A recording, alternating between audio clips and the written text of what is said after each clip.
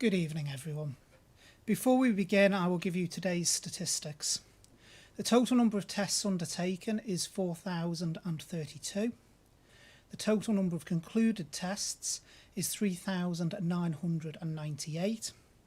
The total number of outstanding test results, therefore, is 34. The total number of confirmed cases now stands at 334. That means there have been 2 new cases since yesterday's update, and there are now 21 active cases. It is also with great sadness that I must confirm a further death from this dreadful disease. Sometimes it is too easy to hear the statistics each day and view them as just that, statistics. But behind each of those numbers, there is a human story. We must never forget that, and every single death must give us pause for thought and reflection on how this virus has hit directly at the heart of another family and deprived them of their loved one. My thoughts are with their family and friends at this exceptionally difficult time. Throughout these regular coronavirus briefings, we have endeavoured to bring you a number of guests. This has meant that we can go into more detail on the ways coronavirus is affecting our island and how we are responding to these challenges.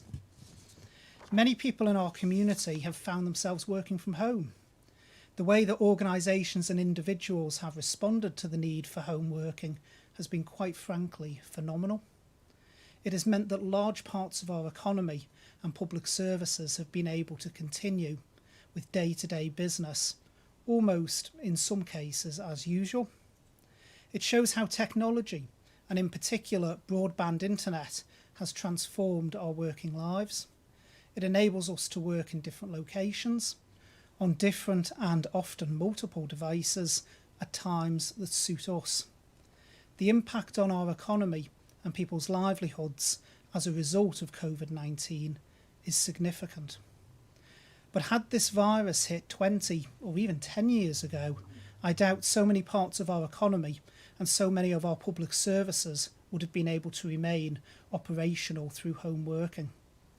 Despite the fortunate situation we find ourselves in with our ability to work from home, it is not without risks.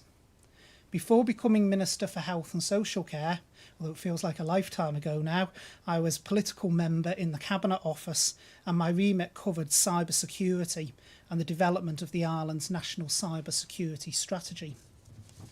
Cybersecurity has been a hot topic in recent years, and we need only keep track of current affairs to see why. Whether it is cyber attacks this month, targeted at 2 construction companies involved in building the Nightingale hospitals, or a recent vulnerability found in Microsoft Teams that could be triggered via animated GIFs, it is all too easy to see why cybersecurity is something all of us need to be conscious of. And this is not just about our work lives either. Cybersecurity has never been so important in our personal lives as well. From online shopping and banking, to keeping our digital devices secure and social media accounts safe, cybersecurity affects us all. Today I'm delighted to be joined by Joanne Roberts, Director of the Office of Cybersecurity and Information Assurance. And I won't pause any longer, and I will hand over to Jo, who I know has been looking forward to speaking to you. So Jo, over to you.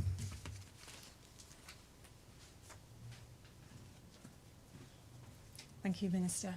Before I start, could I just offer my condolences to the family of the deceased. So I've been asked today to come and talk to you about cybersecurity, and that's because digital technology has come to underpin our global economy and our way of life.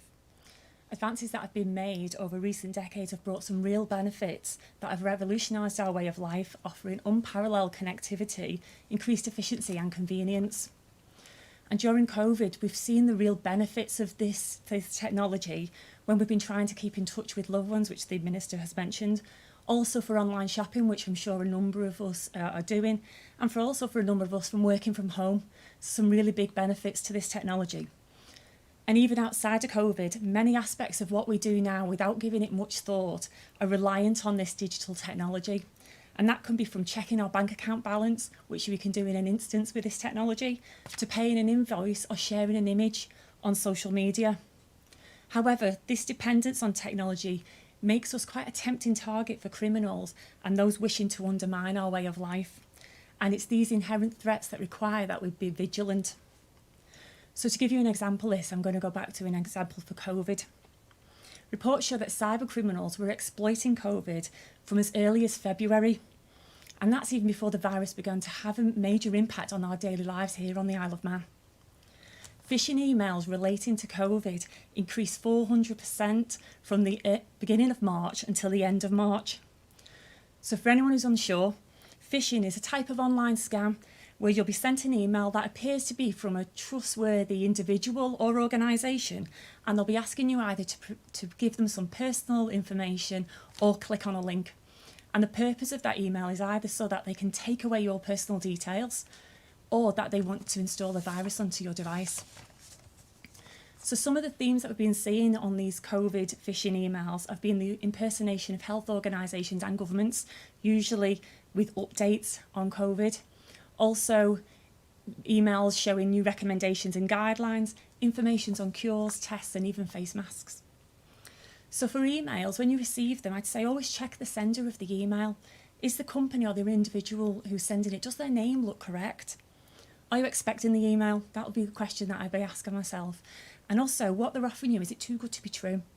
So my advice on that is think before you click. As well as emails, there can also be malicious text messaging, phone calls as well, and they all have the same intention as the phishing email. So whether through the actions of malicious individuals, organisations, or even nation states, the digital landscape is a key battleground in the fight against petty and organised crime. I'd just like to make it clear that the Isle of Man remains the safest jurisdiction in the British Isles. This sense of safety and security, sometimes we take it for granted, but yet it's the foundation of our society. However, the Isle of Man and we are not immune to these threats, and we can't ignore them. And as a consequence, cybersecurity has never been so important in safeguarding our way of life and our prosperity. Demonstrating the Isle of Man government's commitment to protecting the island against these threats, the Office of Cybersecurity and Information Assurance was established by Council of Ministers in October 2017 to develop the island's cyber resilience. And Oxia has a skilled team who are dedicated to this objective. Oxia established the National Cybersecurity Strategy, which was published in May 2018, and this strategy is based around key principles with the aim to keep our island aware, secure and resilient. There can be no excuse for failing to take cybersecurity seriously. Across the world, we've seen businesses suffer reputational damage and commercial loss when their customers' personal details have been taken by hackers. All of us will have heard stories of individuals who've had a heavy price to pay for unknowingly divulging passwords or personal information to cyber criminals. Now, when we think of cyber, we immediately think of technology and we think it being quite complicated, a little bit complex. And I've heard phrases such as, I won't understand it, it's a technology problem and it requires a technology solution. And in the background, there's lots of technology. However, for me, cybersecurity is about people and it's about education. There are reports that show that 80% of cyber attacks could have been prevented with better education and awareness by the users. And that's why, over the past 12 months, the Office of Cybersecurity and Information Assurance has been running a campaign to engage island residents on simple steps that they could take to protect themselves. So we've put out advice on passwords, so 3 random but memorable words, using our hashtag to be more random. We've also put out advice on updating devices and software, as well as online shopping advice and security settings on social media accounts. And that's just to name a few of the topics that we've covered during that period. So as education is the key component to protecting ourselves from those threats, we're going to continue with this awareness campaign and ask everyone to really think about what are those simple steps that they can do to protect themselves, the family, the community and businesses in this digital era. It's in a digital world that only through communication, collaboration and cooperation we can work together to make sure that our island remains aware, secure and resilient. Thank you, and I'll pass you back to the Minister. Thank you. Thank you very much, Jo. Very thought-provoking, and I think what you've said hammers home the message of just how important education and awareness are in the battle to keep our own data, but also our national infrastructure and our economy safe in the digitally dependent era. There is constantly people out there to try and exploit digital platforms and exploit the way that we use them, and it is important that people try to remain safe. I'll turn now to questions, and first up I've got Manx Radio and Tim. First am I, Minister, and obviously our condolences to the nearest and dearest of the person who's passed away. Very sad news indeed. Can I ask Jo the first question, if I may, Minister, as my second question's to you and it'll flow better? Yes, certainly.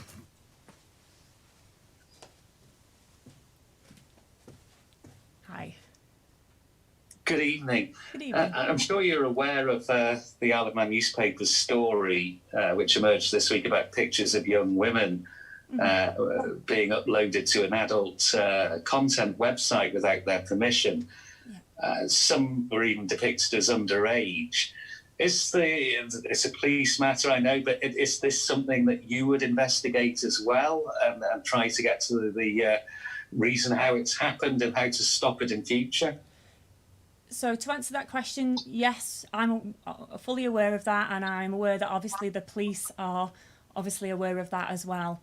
I don't want to comment on specific cases, but what I'd say is actually that this is it gives us a timely reminder of when we are sharing information online, what we have to, whatever that information is, whether it's a text message with a viewpoint on it, whether it's financial information, whether it's images, once we share them, we start to let go of we lose control of what can happen with that image. And that's one of the things that we're trying to show through our awareness campaign, of be really mindful of what is put out there, because actually we don't want to lose control of that.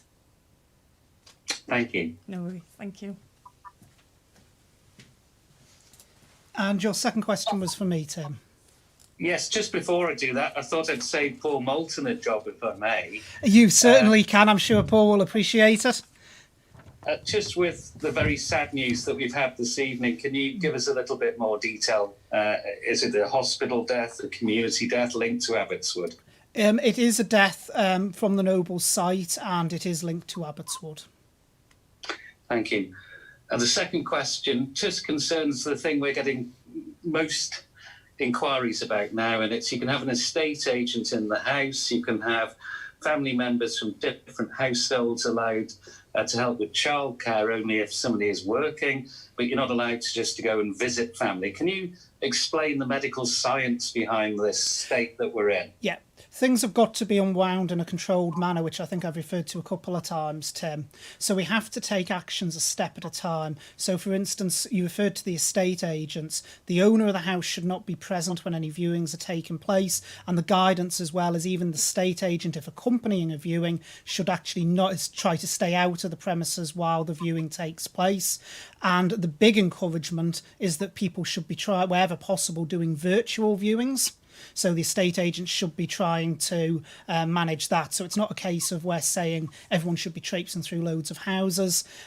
People are still supposed to be social distancing, and that's how that should work with estate agents. In relation to family members, obviously, as the Chief Minister referred to, in terms of gatherings and everything else, there's more announcements to come next week that are still being worked upon. But what's important is, I know it's frustrating and people are saying, like, for instance, with the childcare, why don't we just open it up to everyone?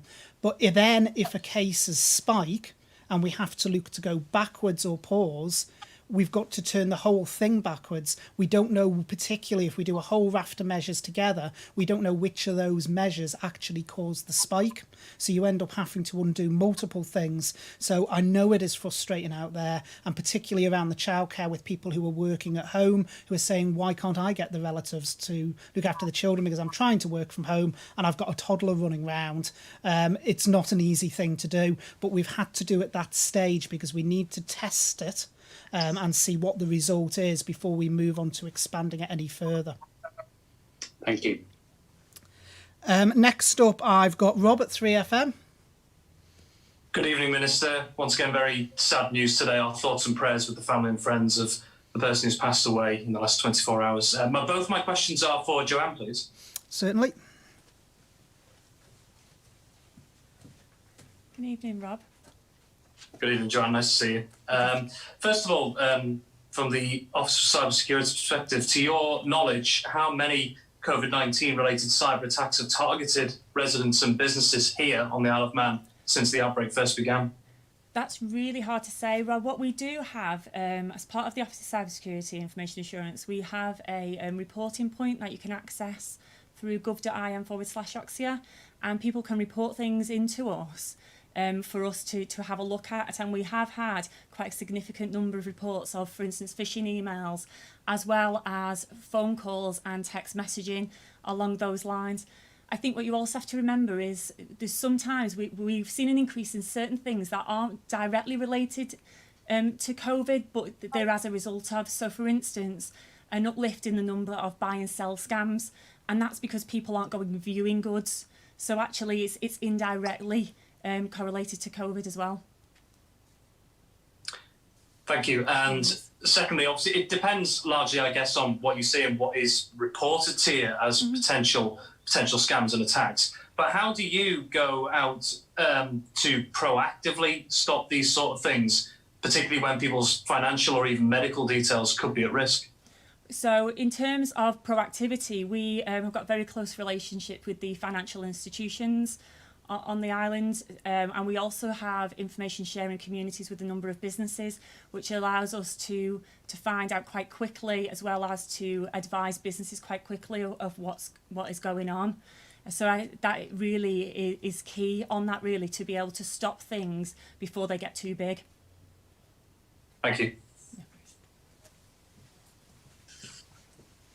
And if I can just add to that, Rob, one of the things Jo said when she was giving a statement before that's very, very key is it's around education. And if things appear to be too good, it's something that seems too good to be true, then people should pause and think before they start sharing their personal information. If you're dealing with a company that you've dealt with regularly, like your bank, they won't ask you for information that they already hold.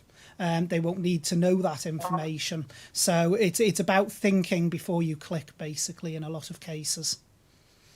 Okay, next up, I've got Simon at Business 365. Good evening, Simon. Good evening, Minister. And firstly, may I echo your comments in respect of the sad news of another death. My question is, with so few new cases and only a modest number of active cases, could you tell us what is the statistical chance of a healthy person actually becoming infected on the Isle of Man? Well, it's not done in that way. The calculation is around the RO number, as we know in many cases across epidemiology. The RO we think is around about 0.3, 0.4 on the island at the moment. But your statistical chance depends upon literally who you come into contact with. The way this virus works with asymptomatic stages of up to 14 days before symptoms show, it's clear there is still a transmission in the community. So the absolutely key thing is not to be trying to work out and think, well, statistically, I'm okay. There's a low chance of me contracting it. You could be that one who does contract it. So the important thing is that people do remain vigilant and they do abide by the rules and regulations we've got in place. We know with this virus, it affects people in different ways. And yes, a lot of people get very, very mild cases, and some cases don't even show symptoms at all. But there are people, and there is a bank of evidence emerging around the world where people who have been perfectly healthy, who aren't in the older age group, who haven't got underlying medical conditions, have unfortunately died from this virus. So, as I've said many times at this press conference, even if you're young with no health conditions, it is still not a guarantee that you will be absolutely fine. So it is important people continue with all the measures such as social distancing we've got in place, no matter how statistically probable it is that you will catch it. Okay, thank you. My second question, please, is for Joanne.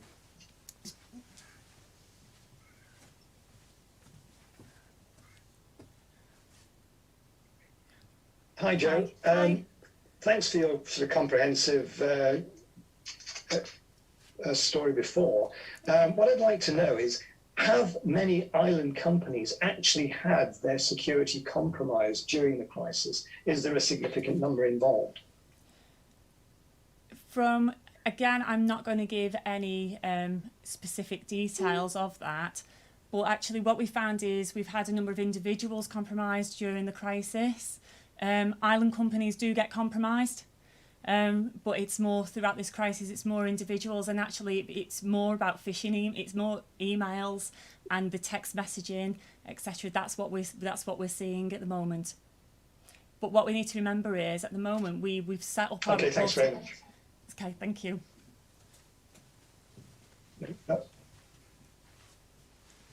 Okay, and next I've got Paul at MTTV. Good evening, Paul. Thank you. And my thanks to Tim for helping us out. But can you give us the other part of that, which is those two new cases? Were they the usual, question for me? Yeah, those two particular cases, they're just general community cases. There's no link with returning sectors that's been established. They're just cases that have popped up in the community. And as far as, certainly from what I've seen, they've got no link at the moment to any other active cases. So again, it reinforces that message that there is still, although it's low levels, there is still a level of community transmission out there. Okay. My first question is from a viewer, and I hope you don't mind. We've actually got him asking Oh, you've frozen there, Paul.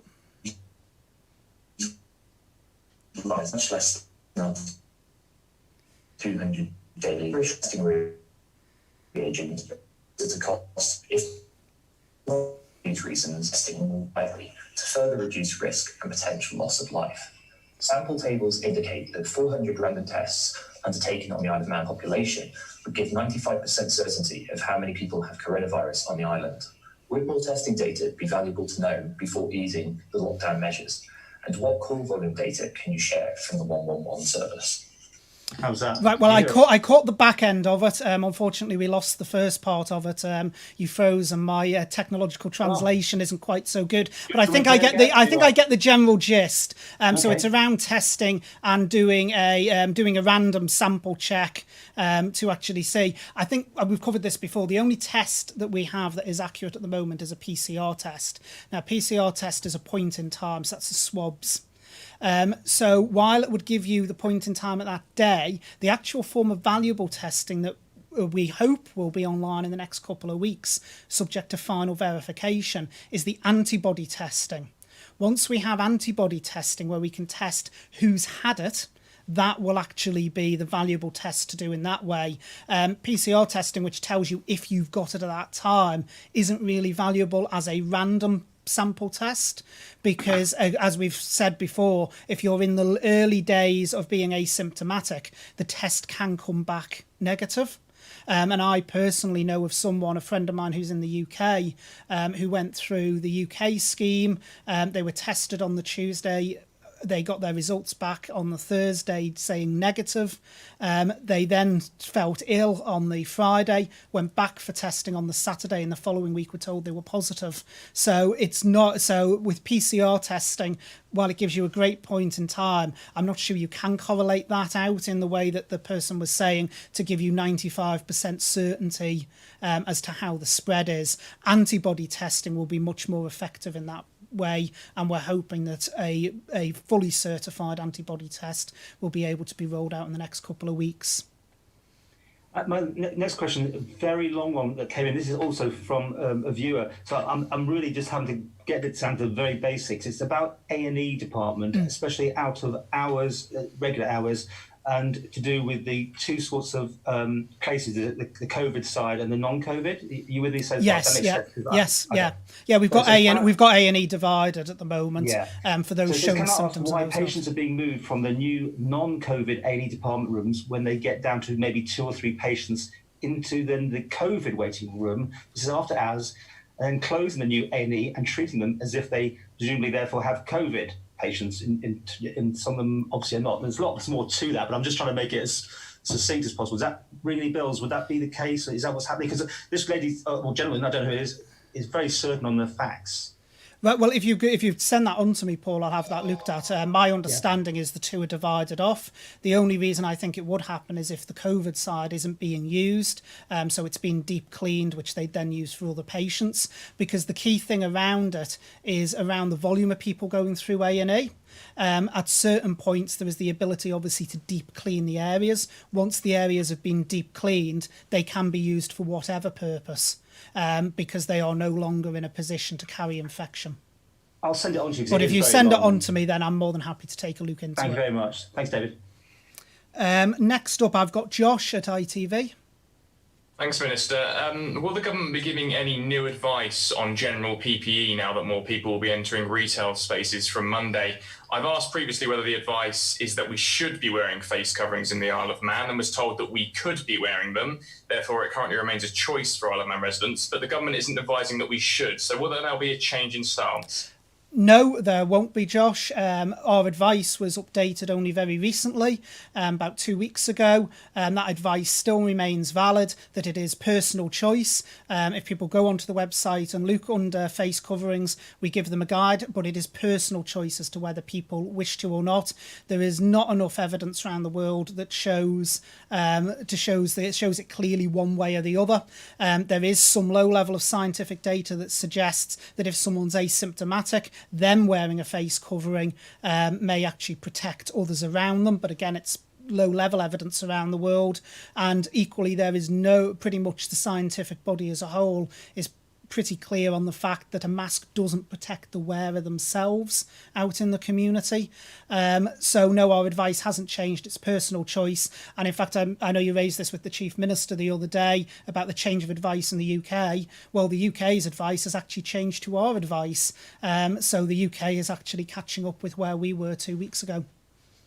But it seems the UK is now advising perhaps more that you should rather than you could. No, they're not. The UK has made absolutely clear, and if you go on and read the advice, it is very, very clear that it's exactly the same as ours, that it is personal choice, that people may want to consider wearing masks where social distancing is impossible or where they are in enclosed spaces, and that's exactly what we are doing. But one of the things you've also got to remember, Josh, is when we're talking about big jurisdictions like the UK, they have the mass transit systems that we don't have. So on the tube, etc., people crammed into enclosed spaces. And even in terms of what we term as supermarket and what is termed a supermarket across the water, are very different environments, and particularly with the numbers of people that you're likely to come into contact with. So those things have got to be bearing in mind when you cross-reference advice from different jurisdictions as well, that the actual social situation on the ground can be very different.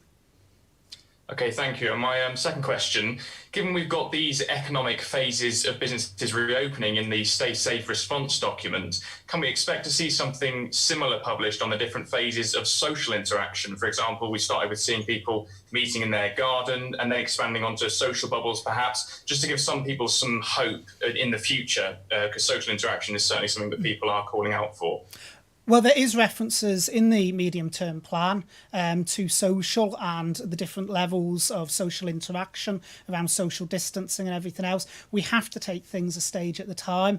I don't think you can directly link the social with the economic. obviously what we need to do is we need to look at what's happening around the world and decide what's best for us here on the island. So, for instance, people have talked about bubbles and, households combining up. Some countries have found that in itself causes problems because particularly if it's one household that has to link with another household, it means every member of those households has to agree to that linking with that one household. They can't all pick different households, which I believe has caused some issues in some jurisdictions. And another one is it means, for instance, with grandparents, there might be two sets of grandparents. Which do you choose? Which household do you link with? Do you not? So each of the social interactions brings with it its own problems. So we have to look very, very carefully at that. So it's not just a case of being able, as you can in a certain way with the economy, of boxing it into a sector and putting it into a phase. These things have got to be thought through very, very carefully. And it is going to be a slow process. Okay, thank you. Okay, then next I've got Chris at Energy FM. Good evening, Minister. First of all, are you able to tell us if either of the two new confirmed cases of the virus came into the island after the borders were closed? They've not got any travel history. No travel history. Okay, thank you. Can you also confirm whether the manager of one of the island's biggest and most well-known supermarkets has been given clearance by the Manx government to not only return to the island, but also go straight back to work and not complete a 14-day period of self-isolation? Well, the first thing I'd have to say, Chris, is I can't, because I wouldn't be able to be privy to that information myself. I, as minister, are not given that level of personal information about someone. What I can answer is around key workers. Key workers are allowed to return to work. They do still have to self-isolate, by the way. They actually can go to work, but there's public health rules around what they can undertake, how they interact with people, or more importantly don't interact with people while they are working, and they have to stay at home when they are not working for the 14 days. On that instance, I don't know any more than you, and I wouldn't expect to know, and even if I did, I can't comment on an individual case here in a press conference. Okay, my second question, interview earlier this week, I know you've been flat out, you were speaking with the world's only celebrity Mansfield Town fan, and you confirmed that most scientific studies over the last few weeks say children are less likely to spread coronavirus. Schools have reopened in many countries which have been worse hit than the Isle of Man.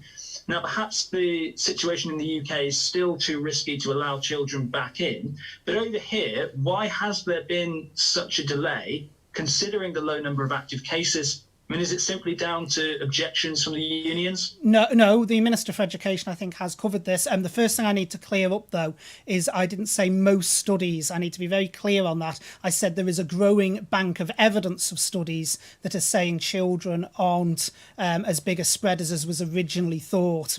Because initially, when the pandemic started, children were referred to as super spreaders, that they were going to go out and infect quite a lot of people because they show low symptoms. That, as time's moved on through the pandemic, the scientific evidence is now moving towards the fact that's not the case. But in relation to schools, as the Minister for Education has said, a lot of schools to come back into service, it's not going to be business as usual. They're going to have to be set up differently. There needs to be deep cleaning of the schools done as well. They've got to work out the logistics as to how the schools will operate, because they still need to employ social distancing in some form within the schools. So it is absolutely essential that that is all sorted first. And that's not a quick process. So it's not just simply a case of saying, right, we can open the doors and all children can go back in. There's a lot of things in the background logistically the Department of Education needs to sort out before any of that can actually happen.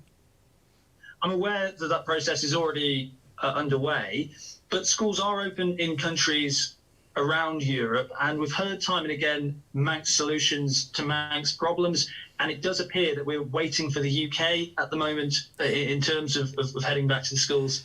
The first thing I can say is I can say 100%, we are definitely not waiting for the UK. We will do it when it's right for us. You quite rightly say the UK is in a very different situation, both in terms of their viral spread across the community and what they're seeing. We are a lot smaller and a lot more nimbler, but we do have to make sure school-wise that the logistics are right. And that's what takes the time. I know countries in Europe, some have taken different decisions. There's some that, like us, are working on the logistics before opening. There are other countries that have just rushed and opened the doors and said, right, it's back to normal with schools. We'll wait and see how that plays out for those different groups of countries, but we are going to do what's right here, and we believe that in order to do that, this has got to be planned to make sure that it works when it's in place, and that's what the Minister for Education was referring to the last time he came to the press conference. Thank you. Okay, next up I've got Alex at the BBC. Hi, Minister. Regarding the Abbotswood cluster, now, 2 residents have died, unfortunately, since being moved from the home. Earlier this week, we were told that the DHSC had no choice but to move the residents out of Abbotswood. And that followed on from what you called an unacceptable lease offer from the building's owners, I believe. I just wonder what the terms of the offer, which were deemed to be so unacceptable, were.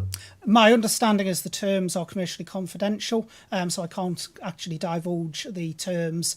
But what I can say is there was a short-term option and a long-term option, and neither of them, in the view of DHSC, was value for money for the taxpayer. Just to clarify, I assume you're getting the 2 from Abbotswood in relation to the comments I made yesterday. The death I have sadly had to announce today was that individual yesterday. We didn't at that point have the paperwork through confirming it was a COVID-19 death. So that is the same individual.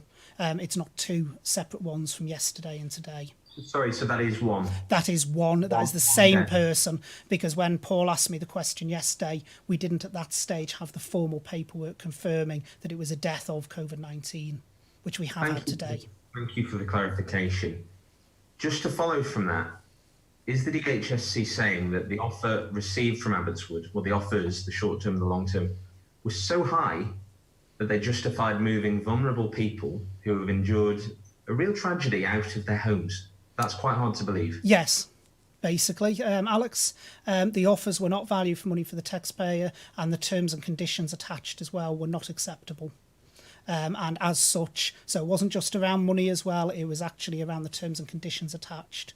As I've said from day one, the ideal solution would have been for the residents to remain within the home. After all, Abbotswood was their home. And it is not something that is done lightly, but DHSC cannot operate out of a home without a lease agreement in place. And unfortunately, we could not accept the terms that were offered. And just finally, as a supplementary, under emergency powers, did the department have no option to requisition the building? Is that not possible? No, my understanding is that wouldn't be an appropriate use of emergency powers and would be open to challenge. Thank you. Next up, I've got Jess, Isle of Man Newspapers. Hi, Jess. Hello. I'm wondering if you can help me with this question. It's about co-parenting. So a father contacted us. He's asking if you could clarify the future exemptions for co-parenting of those like him who used to travel a lot to the UK to see their children before the pandemic. Will they be allowed to visit their children soon? And if so, how would this work in terms of restrictions? So just to be clear, we're talking about where one parent is in the UK with the children and the other parent is on Ireland. Yes. Obviously, we've currently got the border closure in place. The border closure does not allow for that continuous movement back and forth. You know, I'd love to be able to stand here and put a date on it to reassure that person, but I really can't, because the border measures has been one of the measures that really has suppressed the virus in our community. And I think, as the Chief Minister has stated several times from this podium, it'll be one of the last things basically relaxed and removed, because it is a very strong weapon in our armoury. You know, things are constantly looked at, but at the moment there is certainly no plans to change that. Okay, thank you. And my next question is for Joanne, please. Certainly. Hi, Jess. Hello. Actually, I want to touch upon again what Tim was talking about in terms of the 230 or so teenagers and young women from the island who had their images taken without their consent and posted on a porn site. I'm just wondering if you can give some advice, really, because as we're using social media a lot, particularly Facebook and Instagram, how often should we be updating our settings? And could you maybe provide some tips on that, basically? Yeah, of course. So I think, Jess, I've already spoken about, we need to be really mindful about what we share. The world we live in now is very different to maybe the world from a teenage perspective what I grew up in. So we need to be really, really mindful about what we're sharing, because as soon as we put something out there, it's gone, whether that's an image or a comment. But there's a lot of things that you can do in terms of protecting yourself. And the Office of Cybersecurity and Information Assurance, we talk about these steps to cybersecurity. So this is on the bigger picture, really, Jess, but it looks at things like backing up your data. So if something does happen and you lose all your information, for instance, you can become more resilient because you've got some of it sat there. So for instance, if you lost all your photographs, you can get them back. So I say that's really important. You should also be looking at installing antivirus software onto your devices, just to protect yourself from any malicious software that is out there or that someone's trying to put on that. I'd also say in terms of you need to protect your devices, and that's what I mean by that is updating them. So updating the software. So any apps that we're using, you need to update them, and you can set many applications you can set to do that automatically. But if not, you need to make sure that you're doing that, and that's because there will be vulnerabilities in any sort of technology or any app, and organisations will find that, and what they'll do is they'll patch it, they'll fix it, and they'll put an update, and so it's really important that you do that, otherwise you're not on the latest version. I'd also say something else which I covered very briefly is the passwords. That's really important that we use really strong passwords. You don't be using your name, don't be using the password 123456. I think there's 23 million attacks on that password last year. I think there's reports from the National Cybersecurity Centre in the UK. So use a strong password, and those 3 random but memorable words are a really great place to start. Add a few capital letters and special characteristics into that as well, and that will make it even stronger. Brilliant. Thank you very much. No worries. Thanks, Jess. And she's waited very patiently to the end, but Amanda from Jeff the Mongoose. Good evening, Minister. Good evening, Amanda. Yesterday, the Chief Minister said the Council of Ministers will be discussing social gatherings on Saturday with a plan to make an announcement to the public on Monday. If a decision is being made tomorrow, why can the public not be informed straight away when people are so desperate for information of when they can see loved ones? Well, the decision will be made tomorrow, and I think it needs to be, then we need to get ready all the communications to go out. One of the things that's very important, and I keep banging on about this, is the way we communicate. I was asked a question at this podium a few days ago about the way government communicates. And so it's important that we get things right and that we get it into a way that people can understand, so people know what they are allowed to do, what we're not quite ready to let them do. And that does take time. So it's not as simple as just making a decision and firing it out in a press release. We need to be able to explain it to people so that they can understand it and understand what that change means. And that will take a couple of days to do. Thank you. My second question is for Joanne, if that's all right. Certainly.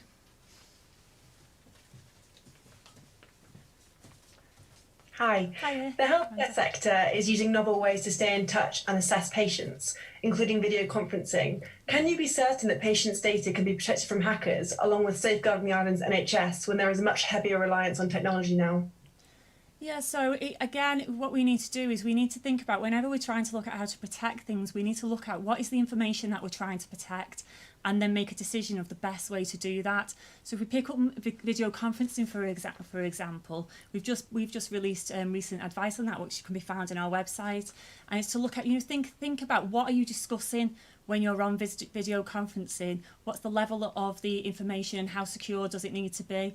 What I'd always say is, before using any element of technology, always think about what is the data that I'm transmitting or I'm giving out in terms of video conferencing, and is this the best way to do it, and is that technology secured enough for me to do that?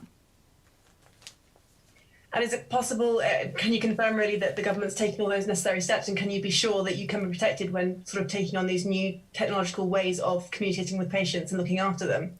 The Isle of Man government takes cybersecurity really seriously, and actually all steps necessary will be taken to make sure that personal data of individuals is secure.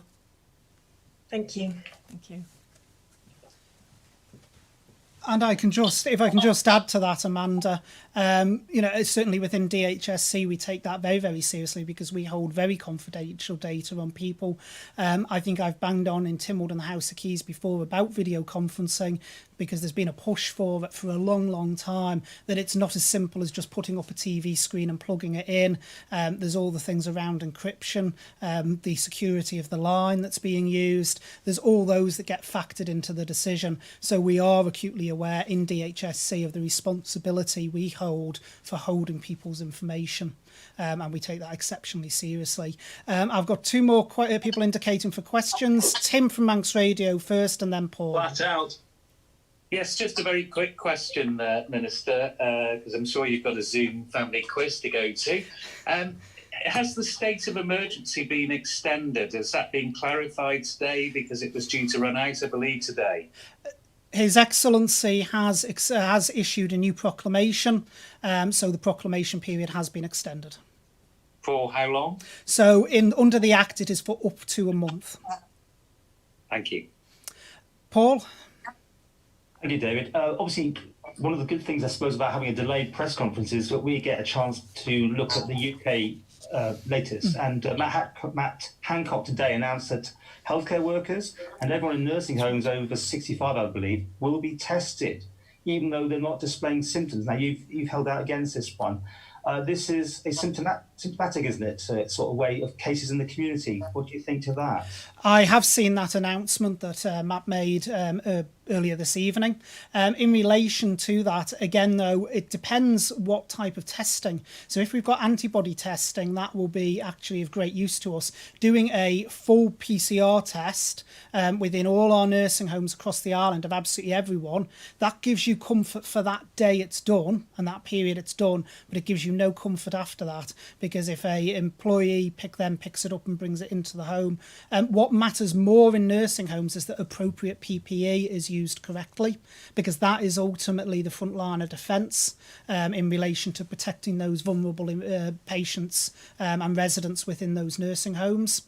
So that is more important. The UK, in terms of care homes, has had quite a lot of incidences. Yes, we've had the Abbotswood cluster, and we have had one other case in a home where no other cases have emerged. But we haven't seen the widespread issues that the UK has had, because we have been going out and doing community testing, and we have been very quick to go in and make sure that the processes and procedures in homes are correct. If you get the right kit and you have the resources, do you think this will be something that will be looked at? Antibody testing, most certainly, I think. But again, even with antibody testing, and I know I might come across sometimes as if the doom merchant probably, but even with antibody testing, we've got to be very careful that it doesn't give us too much confidence, because again, one of the key things is, although we know people have got antibodies after they've had it, we don't know how long those antibodies and that immunity lasts for. So while it gives us comfort in a certain way, as scientists around the world are saying, don't get too excitable and think just because you've had it you're now immune, because the evidence just still isn't there yet, and it may take several years to actually build up that base of evidence. But the two best tools in our arsenal, which are still being developed, would be that antibody test, and ultimately, of course, the real gold standard to reach for would be a vaccine, but that again seems to be a long way off. Before I finish, I would like to do some shout-outs for Howard's Heroes. The first shout-out for today is for local company Go Green, who have donated P3 respirator masks to Nobles Hospital. Not once, but twice. This really is very much appreciated and vital in helping to keep our health workers safe. So thank you, Go Green. The second shout-out is for the Co-op in Port Erin, who along with their customers raised £900 for the Department of Health and Social Care. The money raised will be split between patient comfort, hospital equipment and education. Absolutely amazing. Well done to everyone. As Minister for Health and Social Care, I would also like to give a personal shout out to the staffing team who have been working exceptionally hard to ensure we continue to recruit frontline staff to the hospital throughout this difficult period. I know some of them have only actually had one day off in the last 7 weeks. All of their efforts are very much appreciated and are ensuring that our services can continue to operate. So thank you to each and every one of you from me.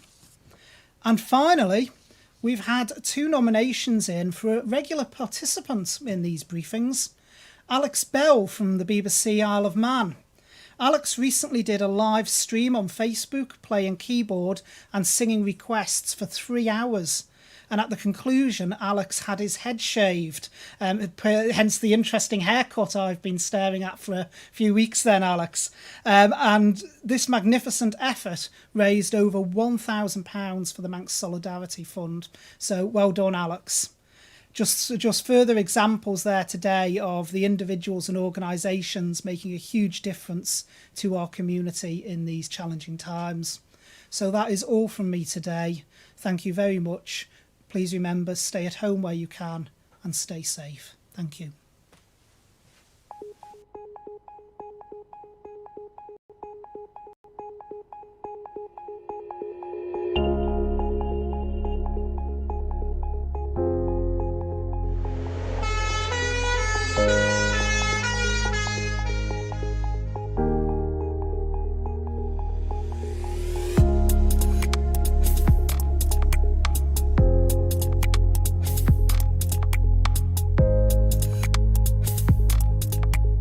Thank you all for staying at home where possible. We hope you're staying positive in these challenging times. We've come so far. As we move forward into the next stage, please continue to stay at home whenever possible. And we will continue to keep you safe. Make sensible choices. Your actions are vital. Please play your part. For you, for our island and for our community. Please stay home where possible. For you, our island and our community. Please stay home where possible. Stay safe. Stay safe. Stay safe. Stay safe. Stay safe. Stay safe.